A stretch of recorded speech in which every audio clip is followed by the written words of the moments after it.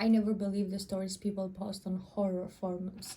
You know, the ones someone claims they found a haunted road, a cursed building, or a town that doesn't exist on any map. Most of the time, it's obvious fiction, but after what happened to me last October, I don't laugh at those stories anymore. I'm writing this because I haven't been able to explain it to anyone. If someone has experienced something similar, I need to know. I started because my GPS died. I was driving home from visiting a friend a few hours away. It was late, around 10:30 p.m., and my phone battery had dropped to 1%. I wasn't worried. I knew the highway well enough. Then I missed my exit, no big deal. I took the next one, expecting to loop back onto the highway. Instead, the road became narrower. Then it became a two-lane road. Then there were no street lights. After another 15 minutes, I realized I hadn't seen another car in a long time. I should have turned around. Instead, I kept driving because I was convinced I'd eventually find another highway entrance. Eventually, I saw a sign, "Welcome to Ashur Crook," underneath, in smaller, faded letters, population 312.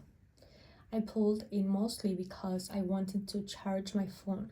The town looked normal, not abandoned, not creepy, just old. There was a dinner, a gas station, a church, and a handful of houses with their porch lights on. It actually made me feel better.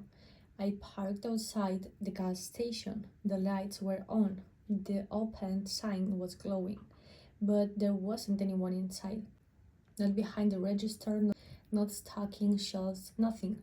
The coffee machine was still running. Someone's jacket was hanging behind the counter. It looked like whoever worked there had simply vanished. I called out, no answer. Then the bell above the front door rang. I turned around expecting someone to have walked in. Nobody. The door hadn't even opened. The bell just rang by itself. Once I left across the street, I noticed the dinner. There was people inside, at least 20 of them. I remember feeling relieved. I walked in and every conversation stopped. Every single person looked at me. Nobody smiled, nobody looked angry. They just stared. After what felt like forever, an old waitress walked over and quietly asked, "Car trouble?" I nodded.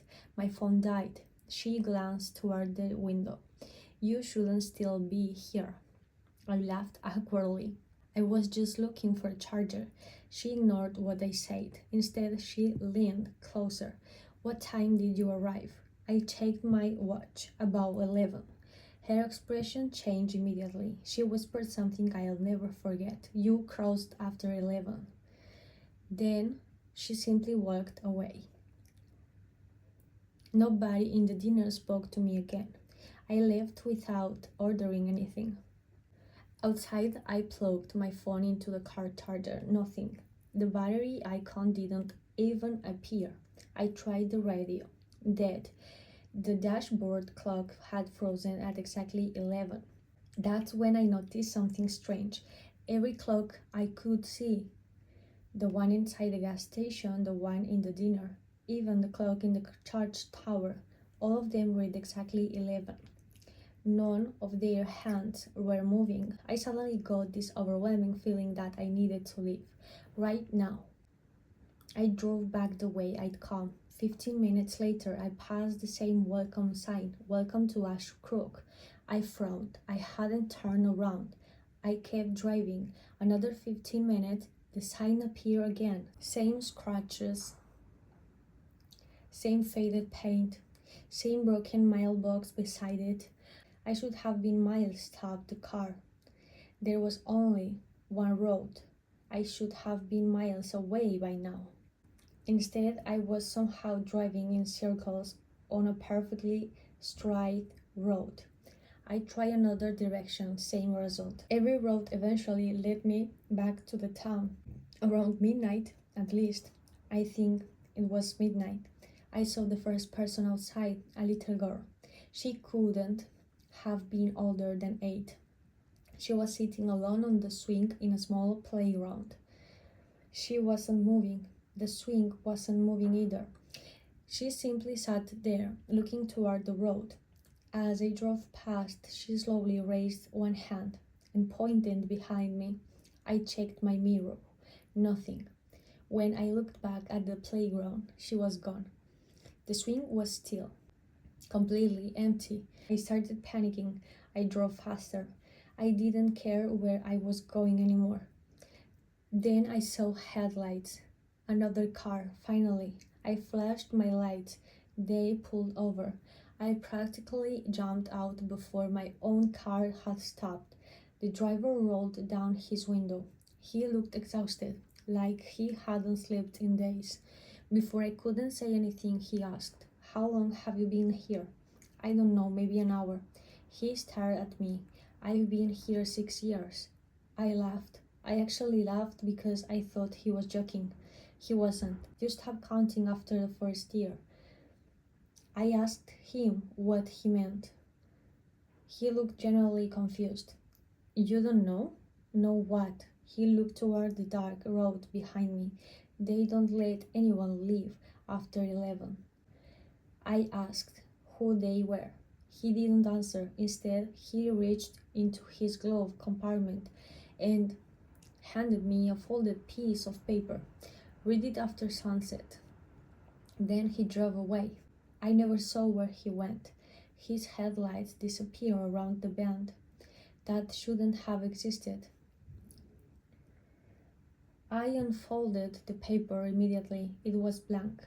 Every inch of it. I nearly threw it away. Instead, I stuffed it into my jacket pocket. Eventually, I ended up back in the town again. This time every building was dark, no lights, no people, no sound. The entire place looked abandoned, except every front door was wide open, all of them at exactly the same angle, like someone had opened every door at the same time. I stayed in my locked car until I heard footsteps, slow, hundreds of them, coming from every direction. I couldn't see anymore, just footsteps.